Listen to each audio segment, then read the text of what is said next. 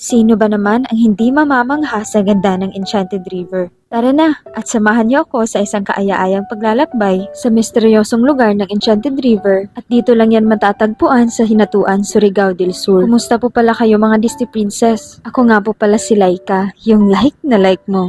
Huy, ang feeling. Tara na at samahan niyo akong alamin kung ano nga ba ang meron sa likod ng kagandahan ng Enchanted River. Una sa lahat, kailangan muna nating alamin kung bakit ito tinatawag na Enchanted River. Pero bago nga po pala ang lahat, kailangan muna nating luminya, magpatatak at magbayad bago tayo makapasok. At pagkatapos nga nun ay agad na kaming sumakay sa multicab at excited na talaga ang Disney Princess niyo. At dito'y makakakita ka nga ng mga iba't ibang klaseng mga paninda o mga souvenirs. Tulad ng keychains, t-shirts at marami pang iba. Sobrang ganda ng daanan pero bakit parang natatakot ako?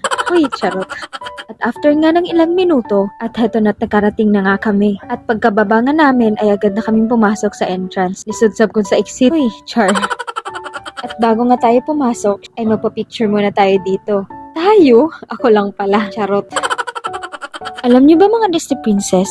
Isa sa mga highlight dito sa Enchanted River ay ang oras ng pagpapakain ng mga isda. Parang may merienda time din ang mga isda dito. Kada alas 12 ng tanghali at alas 3 ng hapon, talagang pinupuntahan ng mga tao ang Enchanted River para sa spectacular na feeding time. Sobrang namangha talaga ako sa ganda ng tubig dito. Kita mo yan, sobrang linaw. Mas malinaw pa sa relasyon nyo. Charot.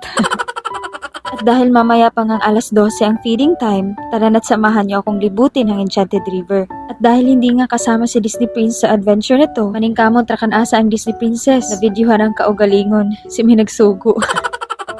Nilibot ko na lang muna ang Enchanted River kahit mag-isa lang ako dahil ayoko namang sayangan ang pagkakataon na ito na ipinagkaloob sa amin. Sobrang nag-enjoy talaga ako kahit ako lang mag-isa dahil sa sobrang ganda talaga ng tanawin dito. At ayun na nga, hindi nga nasayang yung paglakad ko dito dahil sa sobrang ganda talaga ng tanawin.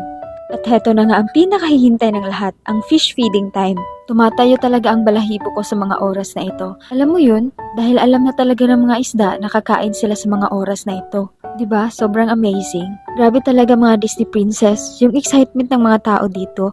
Alam mo yun? Parang fiesta. Lahat talaga ay abala sa pag-aabang at paghahanda para sa fish feeding time.